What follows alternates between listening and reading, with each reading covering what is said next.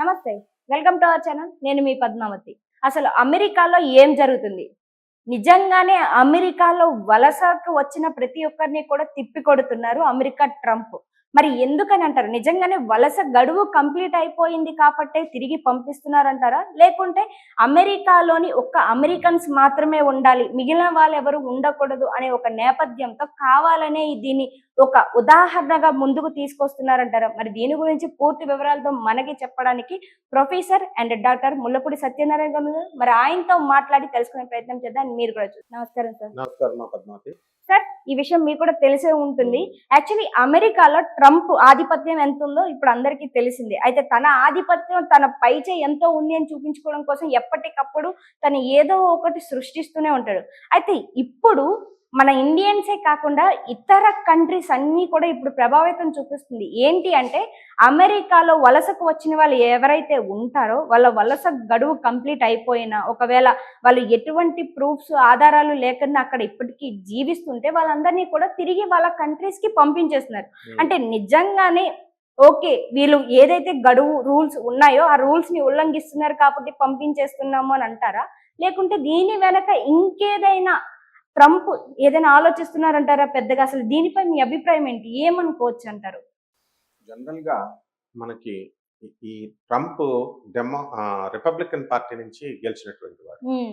కమలా Harris పోటీ చేసిన ఆవిడేమో జో బైడెన్ మొన్న ఓడిపోయిన గెలిచి రిటైర్ అయిన ఆయన డెమోక్రటిక్ పార్టీ. అసలు డెమోక్రటిక్ పార్టీ అంటే ఏమిటి, ఈ రిపబ్లికన్ పార్టీ అంటే ఏంటి, ఎందుకని ఈ రెండింటికి డిఫరెన్సెస్ ఉంది, ఎలా చూడొచ్చు అంటారు? అసలు అంటే రిపబ్లికన్ పార్టీ అంటే ఇప్పుడు మనకి వాళ్ళు కొంచెం కన్సర్వేటివ్ ఉంటారు, స్ట్రిక్ట్ గా ఉంటారు రూల్స్.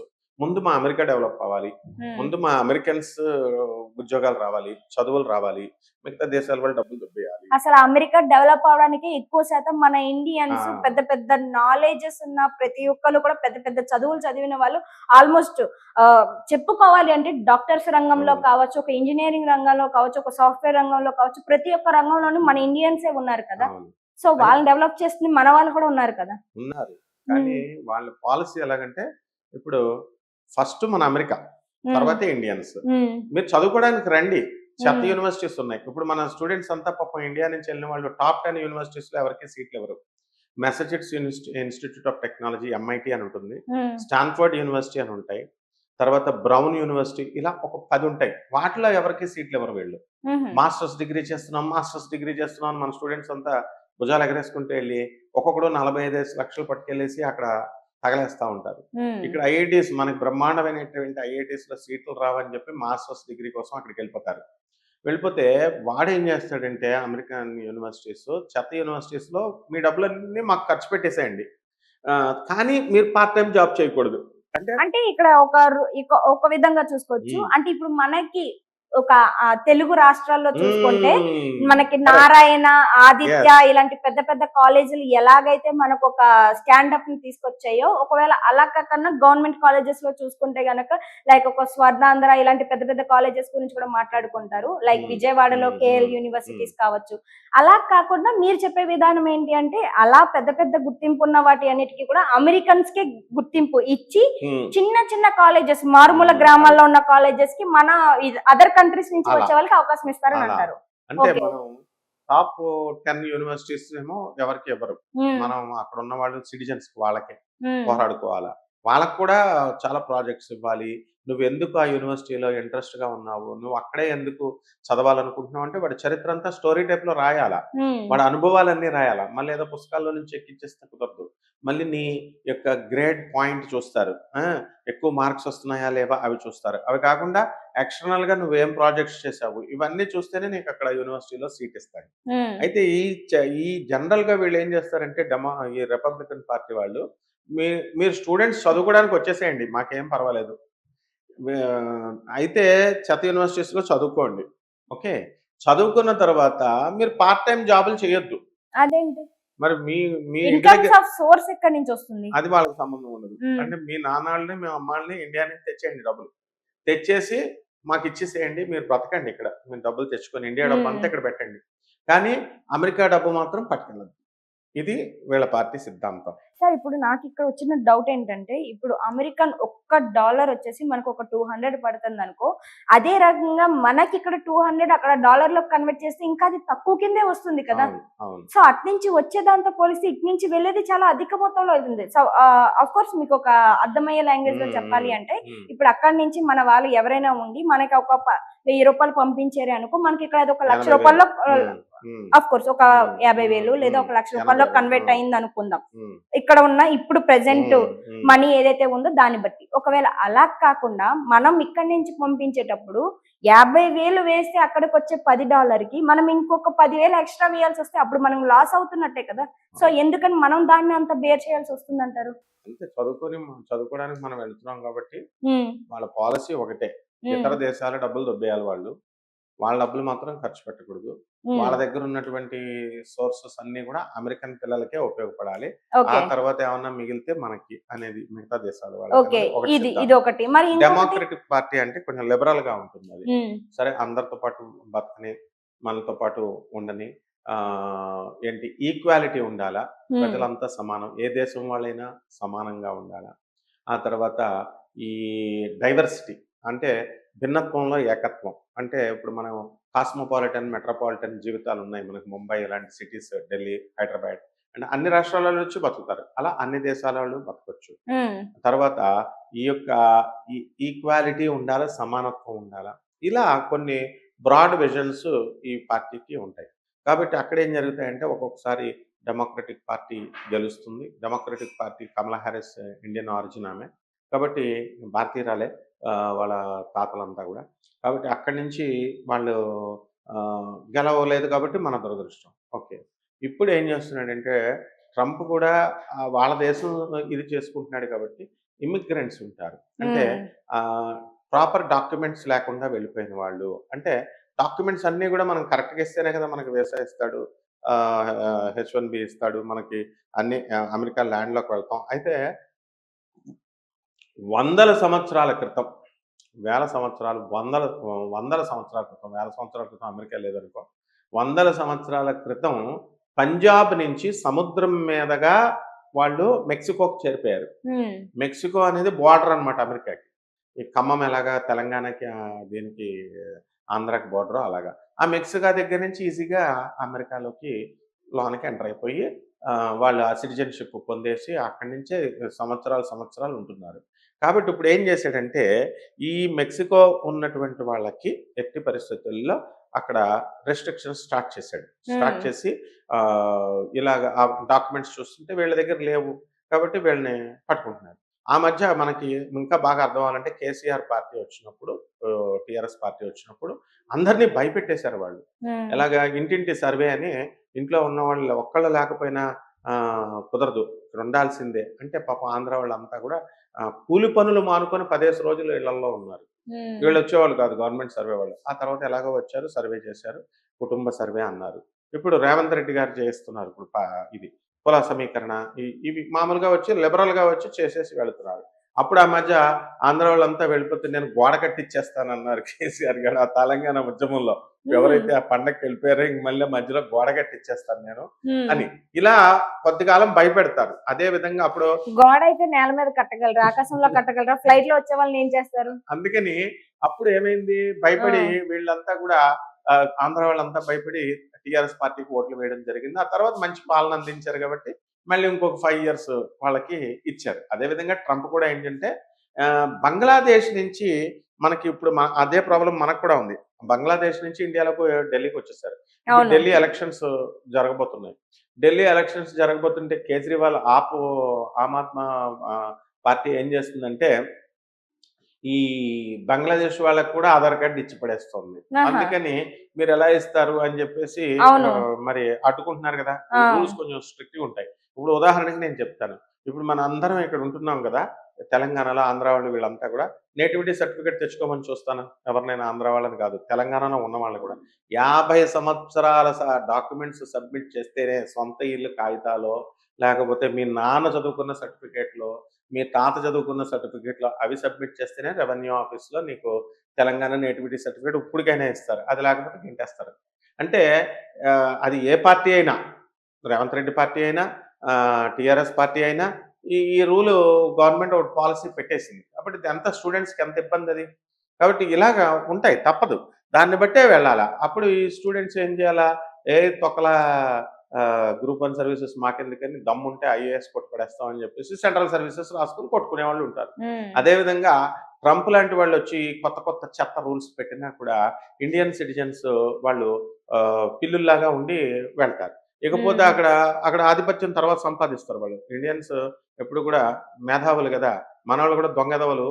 ఎలా తయారయ్యారంటే అక్కడికి వెళ్ళి ఉద్యోగం చేయరా నాయన అంటే ఇప్పుడు గత కాలంలో ఒక 20 గంటలు స్టూడెంట్లు కష్టపడి చేసుకోవచ్చు అని ఒక రూల్ ఉంది. ఆ 20 అవర్స్ ఒక వీక్‌లో చేసుకునేవారు, డబ్బులు సంపాదించుకున్నారు. దురాశ ఎక్కువైపోయి వీళ్ళు ఒకటికి 2 చోట్ల చేయడం, ఇలా చేసేసి అక్కడున్న పాపం అమెరికా వాళ్ళు, ఇక్కడ తెలంగాణ వాళ్ళు ఎలాగైతే ఆంధ్ర వాళ్ళు వచ్చిన తర్వాత తెలంగాణ ఉపాధి ఆటోమేటిక్‌గా పడిపోద్ది. ఇక్కడ ఎక్కడైతే ఫ్యాక్టరీస్ ఎక్కడైతే స్టార్ట్ చేయలేదో అందులో తెలంగాణ వాళ్ళకి 80% ఇచ్చి 20% ఆంధ్ర వాళ్ళకి ఇస్తాము అని కొన్ని కొన్ని ఎలాగైతే లోకల్ ఏరియాలో పెట్టినప్పుడు లోకల్, నాన్ లోకల్ అని మనం కాలేజ్ అవును, సీట్స్‌లో కూడా చూసుకోవాలి. ఇస్తాం. సీట్స్ ఇస్తాం. అండ్ అదే the same applies in Andhra also. ఆంధ్రాలో పెట్టినప్పుడు తెలంగాణ వాళ్ళకి నాన్ లోకల్ అని ఎలాగైతే ఉంటాయో ఇతర రాష్ట్రాల వాళ్ళకి అలాగే ఉంటుంది. కాబట్టి ఇక్కడ సంవత్సరాలుగా అక్కడ మెక్సికో నుంచి వెళ్ళినటువంటి పంజాబీ వాళ్ళు ఎవరైతే ఉన్నారో అటువంటి వాళ్ళంతా కూడా వాళ్ళని చెక్అవుట్ పెడుతున్నాడు. వీళ్ళు ఏం చేస్తున్నారు? ప్రాపర్ డాక్యుమెంట్స్ లేవు కాబట్టి రైడింగ్ చేస్తున్నారు కాబట్టి గురుద్వారాల్లో దాక్కుంటున్నారు. గురుద్వారాలో వాళ్ళేమో వందల వేల మంది బలగాలు, ఈ పోలీస్ బలగాలు, యుఎస్ పోలీస్ బలగాలు వెళ్ళి అక్కడ చెకింగ్ చేసి పట్టుకుంటున్నారు. వాళ్ళందరినీ వ్యాన్లు ఎక్కిచ్చేసి, ఫ్లైట్స్ ఎక్కిచ్చేసి ఇండియాకి పంపించేస్తున్నారు. ఇది పద్ధతి. అయితే ఇండియన్సే కాదు కదా, కొలంబియా దేశం మెయిన్ టార్గెట్. ఆ కొలంబియన్ దేశం వాళ్ళని పంపిస్తుంటే 2 హెలికాప్టర్‌లో వాళ్ళు పంపిస్తుంటే వాళ్ళు కొలంబియా ప్రెసిడెంట్ ఏం చేసాడంటే అలా కుదరదు, ఇలా కుదరదని బిల్డప్ ఇచ్చాడు. బిల్డప్ ఇచ్చిన వెంటనే 50% టాక్స్‌లు 25% సార్. 25% టాక్స్‌లు పెంచేసాడు. ఒక టైమింగ్ అనేది ఇచ్చారు. ఆ టైం లోపు మీరు రెస్పాన్స్ అవ్వకపోతే 50% పెంచేస్తాం అన్నారు. ఎక్కువగా కొలంబియాలో పండేది కాఫీ ప్రొడక్ట్. ఆ కాఫీ పౌడర్ మనం అమ్మాలి అంటే వాడికి ప్రొడక్షన్ రేట్ కంటే 25% ముందు అమెరికాకి ఇచ్చేయాలి. ఆ ట్యాక్సుల రూపంలో ఇచ్చేసి మిగతాది అంతా అమ్ముకోవాలి. దెబ్బతో వాడు ఆ కొలంబియా ప్రెసిడెంట్ దిగొచ్చి నాయన నీకు దండం పెట్టా అని చెప్పేసి ఇచ్చేస్తే అప్పుడు తగ్గించడం జరుగుతుంది. ఇలా అన్ని దేశాల వాళ్ళని అనలేదు, అందరినీ బెదిరించేస్తాడు.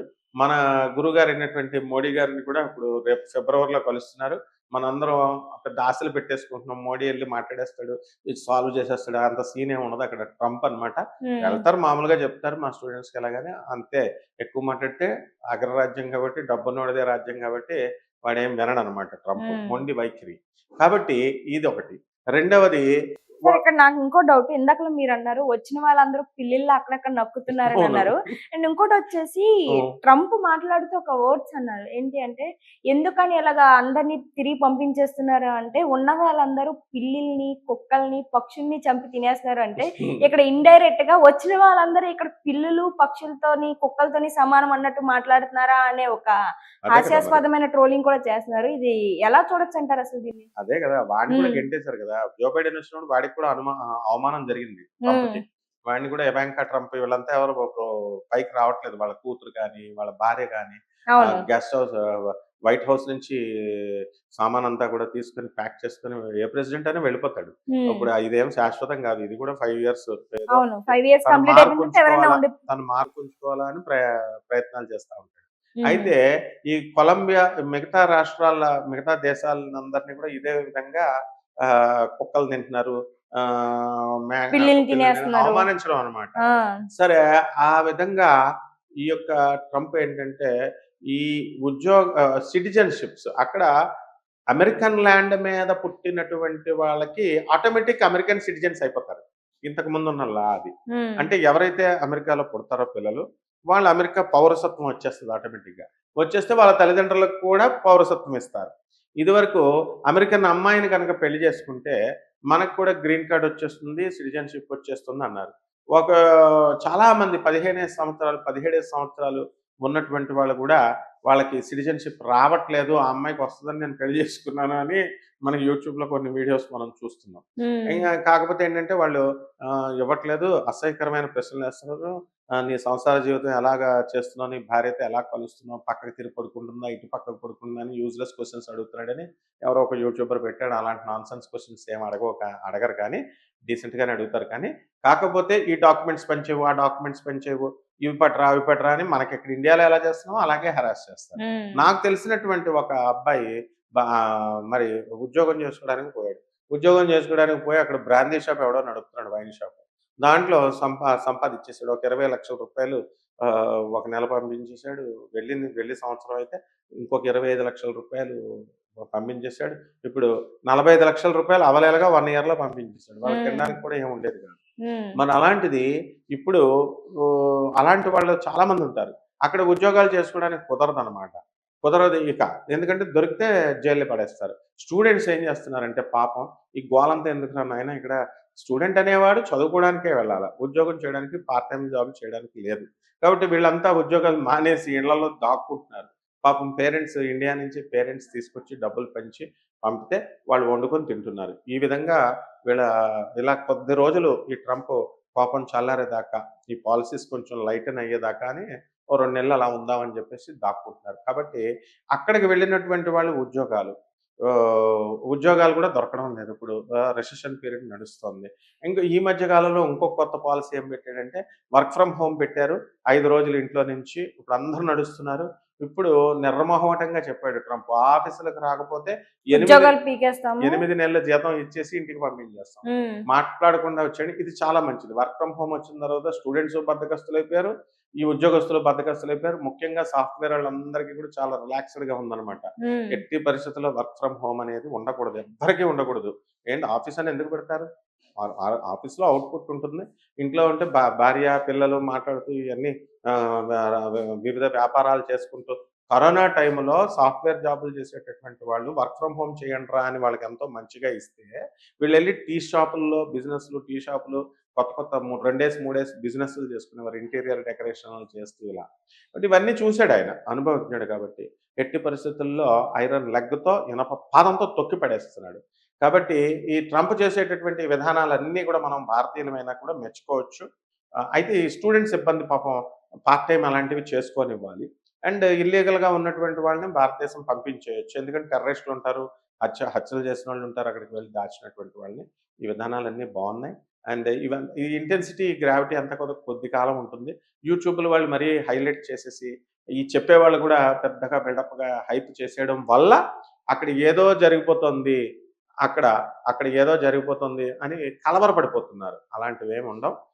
ఇవి ఇన్ జనరల్ ఇక్కడ తెలంగాణ, ఆంధ్రాలో కూడా ఇక్కడ జరిగే ఈ వ్యవహారాలు కూడా ఇంతే కాబట్టి ఇక్కడ ఎలా ఉందో అక్కడ ఎలా ఉంటుంది. స్టూడెంట్స్ ఏం భయపడాల్సిన అవసరం లేదు. వాళ్ళకి వీసాలు కూడా ఇస్తారు. క్లియర్‌గా చెప్పాడు. మీరు అన్ని డాక్యుమెంట్స్ క్లియర్‌గా తెచ్చుకోండి. 400 డేస్ మేము ఆ టైం పెట్టి నేను వీసాలు ఇస్తాను అని మరి వీళ్ళంతా కూడా జయదేవ్ వీళ్ళంతా కూడా చెప్పడం జరిగింది. కాబట్టి ఏం ప్రాబ్లమ్ లేదమ్మా. అంతా భయపడాల్సిన పని లేదు. అక్కడ అమెరికన్ సిటిజన్స్ ఎవరు భయపడట్లేదు. ఇప్పుడు అక్కడ ఉన్నటువంటి వాళ్ళంతా చాలా మంది ఉన్నారు. రూపా గారని ఉన్నారు.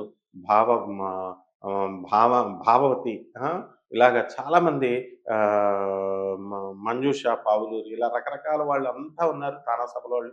అండ్ 7.5 లక్షల మందిని వీళ్ళు ట్రంప్ ప్రభుత్వం ఏం చేసిందంటే వీళ్ళ ఇమిగ్రెంట్స్ ఇల్లీగల్‌గా ఉంటున్నారు అని గుర్తించి వీళ్ళని వెనక్కి పంపేయాలని చూస్తోంది.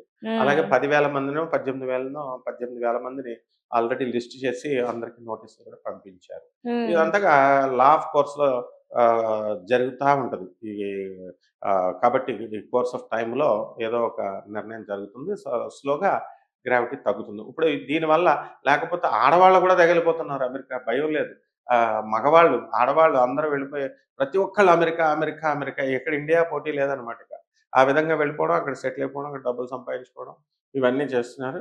అక్కడికి వెళ్ళిన తర్వాత ఏమో రూమ్‌లో ఒక్కొక్కళ్ళు 10 మంది ఆడోళ్ళు, మగవాళ్ళు కలిసి ఉండడం. అక్కడ జరిగిన తర్వాత వాళ్ళు స్కేర్సిటీ అక్కడ వాటర్ ఉండదు. టిష్యూ పేపర్స్‌తోనేమో యూజ్ చేస్తారు. అంతా చెక్కలు, దుర్భరం, చలి, స్నానాలకి చేయడానికి బద్ధకాలు. అక్కడ అమెరికన్స్ ఇక్కడికి ఎన్ఆర్ఐలు ఇక్కడికి ఇండియాకొస్తే వాళ్ళు వేడి నీళ్ళు లేవని చెప్పేసి చలి నీళ్ళు బుడుక్కుమని పోసుకొని బుడుక్కుమని వచ్చేస్తారు. చలి, అక్కడ చలి మళ్ళీ ఇక్కడ మాకు ఈ ఇండియాలో ఢిల్లీ చలి ఏంటండి బాబు! బృందావనంలో చలి ఏంటి, కలకత్తాలో చలి ఏంటి, కాశీలో చలి ఏంటి అని ఎంతో బాధపడతా ఉంటారు. కాబట్టి ఇవన్నీ కామన్. ఏం కంగారు పడాల్సిన అవసరం లేదు. భారతీయ స్టూడెంట్స్ అంతా చక్కగా స్నానాలు చేయండి నాయన. అక్కడికి అమెరికాకి వెళ్ళి నీరు బ్రహ్మాండంగా పుష్కలంగా వాడండి. మీ ట్రంప్ తాత ఏమో అంత పరమ కర్కోటకుడేం కాదు. ఇక్కడ మన కేసీఆర్ గారు అలాగే భయపెట్టారు బ్రహ్మాండంగా. ఆయనే పాపం ఇప్పుడు అందరికీ చక్కగా చేసి చేస్తున్నారు. కాబట్టి ఏం భయపడాల్సిన అవసరం లేదు. ఉద్యోగాలు వస్తాయి, అన్నీ వస్తాయి. ముందుకు వస్తా తెలివి తెచ్చుకొని ఇప్పుడు ఈ అమెరికాలో ఎన్ఐరాలు వెళ్ళిపోయి 4 డబ్బులు సంపాదించుకున్నారు. వచ్చేయచ్చు కదా. ఓ 10 సంవత్సరాల తర్వాత రారు. అక్కడే సెటిల్డ్. మరి ఇక్కడ తల్లిదండ్రులను ఎవడు చూస్తాడు? ఈ ఎన్ఆర్ఐలు తల్లిదండ్రులను ఎవడు చూస్తాడు? హార్ట్ అటాక్ వస్తే పక్కింటోళ్ళు జాయిన్ చేస్తున్నారు. ముసలోళ్ళు అయితే ఎదురింటోళ్ళు వండుకొని తింటున్నారు. ఇది ఆలోచించాలా? వెళ్ళిపోయిన వాళ్ళు ఇంక దుకాణాలు సర్దేసి అక్కడే పెట్టేసుకుని ఈ దురాశే వీళ్ళందరికీ కూడా ట్రంప్ రూపంలో వచ్చినటువంటి మొనగాడనమాట. Trump is really hero. అలాంటి వాడికి ఇంకా అమెరికాలో 2 సార్లే చేసేది ఉంటుంది. ఇంకో 4-5 సార్లు చేస్తే భారతీయుల తోలు అందరి తోలు తీసి కరెక్ట్గా సెట్ చేసేస్తాడు అనమాట. నెక్స్ట్ టైం ఎలాగో కమలా హ్యారిస్ వచ్చేస్తుంది. కాబట్టి జ్యోతిషపరంగా కూడా మనం చెప్తున్నాం. ఎందుకంటే ఇండియన్ ఆరిజిన్ వచ్చేస్తుంది. కాబట్టి డెమోక్రటిక్ పార్టీ ఈ ప్రాబ్లమ్స్ ఏమి ఉండవు. నిజంగా thank you so much sir. చాలా అర్థమయ్యే రీతిలో ప్రతి ఒక్కరి కోసము కూడా చాలా డీటెయిల్డ్ గా చెప్పారు. అన్నిటిని అనలిస్ట్ చేసి అండ్ మరి ముఖ్యంగా ప్రొడిక్షన్ కూడా చేశారు. నెక్స్ట్ టైం ఎవరు రాబోతున్నారు అనేది. కమలా హ్యారిస్ వస్తుంది democratic party. It's a challenge. And మేము కూడా వెయిట్ చేస్తున్నాం. మరి జస్ట్ మిస్ అయింది, మొన్నే జస్ట్ మిస్ అయింది. అవును, అది అందరికి జస్ట్ మిస్ లా ఆమె పోయింది. అయినా పర్వాలేదు. ఇండియన్ ఆరిజిన్ ఋషి సునాక్ లండన్ లో ప్రధానమంత్రి అయ్యాడు. మన నారాయణమూర్తి అంకుల్, సుధా ఆంటీ వాళ్ళ కూతురు నిష్ఠ, వాళ్ళ అక్షిత వాళ్ళ భర్త. మనకు ఎప్పుడు మాట్లాడుతూనే ఉంటాం మనం నారాయణమూర్తి అంకుల్, సుధా ఆంటీ వాళ్ళు. అలాగే కమలా హ్యారిస్ ఇండియన్ ఆరిజిన్. ఇప్పుడున్నటువంటి వైస్ ప్రెసిడెంట్, ట్రంప్ గవర్నమెంట్ లో ఉన్న వైస్ ప్రెసిడెంట్ కూడా ఇండియన్ అల్లుడు. ఏ నాటికైనా సరే ఇప్పుడు ఆల్రెడీ ఇదంతా ఏడుపంతా. ఎందుకంటే ఇండియా 3rd సూపర్ స్టార్ అయిపోయింది. ఇప్పుడు ఆల్రెడీ మనం ఏం వెనకబడి లేము. శుక్రుడిని జయించేస్తున్నాం, చంద్రుడిని జయించేసాం, కుజుడిని జయించేసాం, మంగళయాన్, శుక్రయాన్కి వెళ్ళిపోతున్నాం.